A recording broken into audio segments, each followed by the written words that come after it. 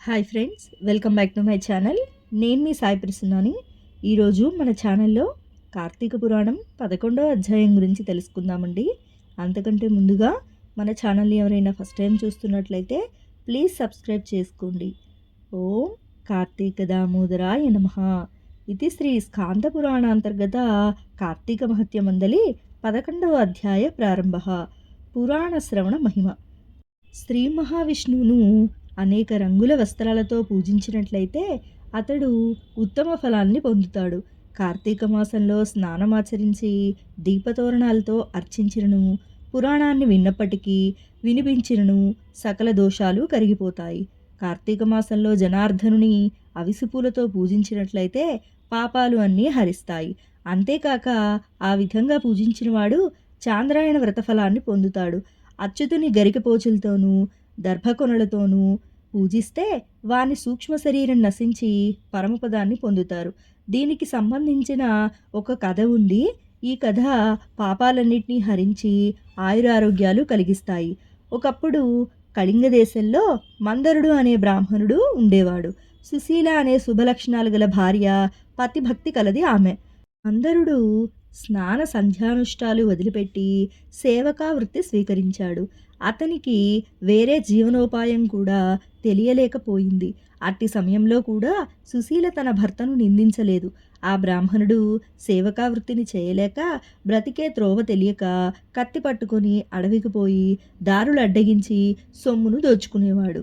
ఇతర దేశాలు పోయి అక్కడ వస్తువులు కొని తెచ్చి కుటుంబమును పోషించుకునేవాడు.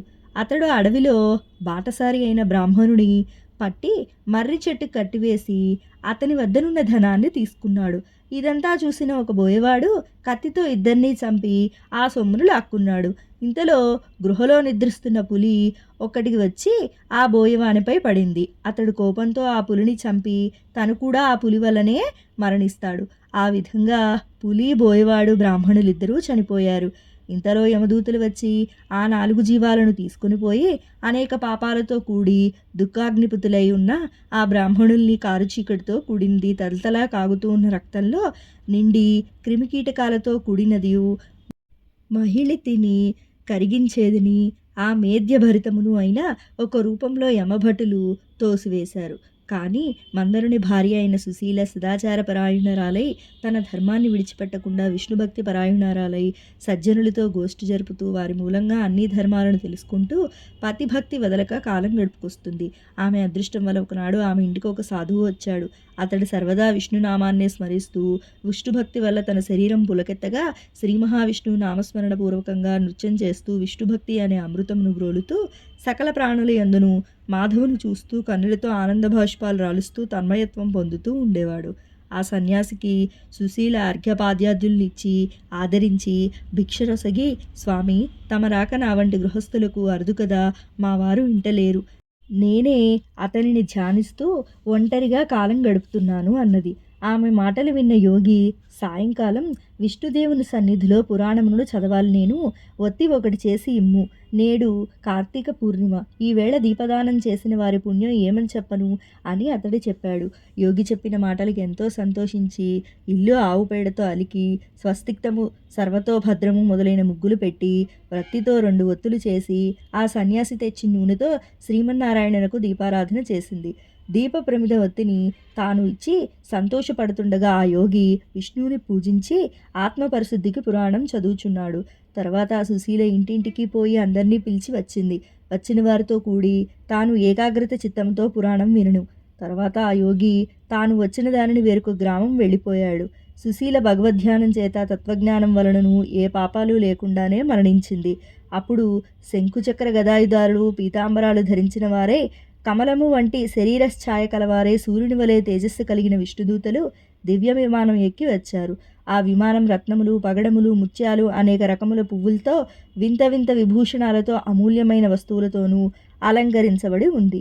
ఆ విష్ణుదూతలు ఆ సుశీలను విమానం మధ్య కూర్చోబెట్టి వినయంతో సేవించుచు భజనలు, నృత్యగానాలు చేస్తూ వైకుంఠానికి తీసుకొని పోతున్నారు. సుశీల వైకుంఠానికి పోతూ మార్గంలో కనిపించిన నరకలోకాన్ని చూసి ఆశ్చర్యపడి, ఓ విష్ణుదూతలారా, ఒక్క నిమిషం ఆగండి, మా వారు భౌతిక దేహాన్ని విడిచిపెట్టి మరీ 3 కలిపి అంధకూపంలో పడి ఉన్నారు, దీనికి కారణం చెప్పండి అనెను.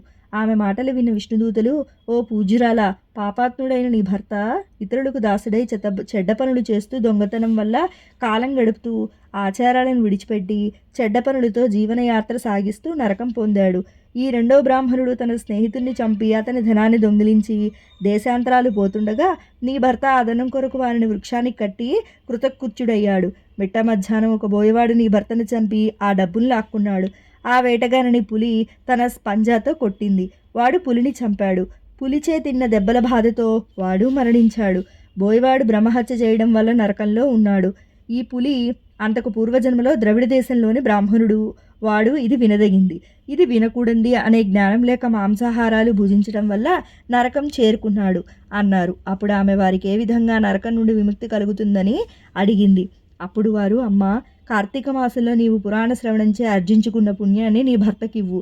సాధువుకి ఒత్తిని ప్రమిదని ఇచ్చుట వల్ల కలిగిన పుణ్యాన్ని పులికి వేటగానికి పురాణ శ్రవణానికి అందరినీ పిలిచినందువల్ల కలిగిన ఫలితమును స్నేహితుడిని చంపిన వానికి ఇచ్చిన వారి నలుగురికి విముక్తి కలుగుతుంది అని చెప్పారు.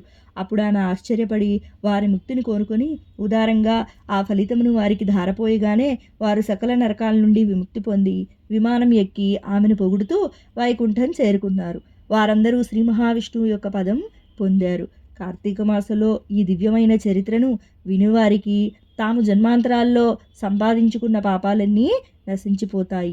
ఇది శ్రీ స్కాంద పురాణాంతర్గత కార్తీక మహత్యమందలి 11వ అధ్యాయం సంపూర్ణం. ఓం కార్తీక దామోదరాయ నమః. ఈశ్వరుని కృపాకటాక్షలు మనందరిపై ఎల్లవేళలా ఉండాలని మనస్ఫూర్తిగా కోరుకుంటున్నానండి. సర్వేజన సుఖినో భవంతు. సర్వే సృజన సుఖినో భవంతు. ధన్యవాదాలు.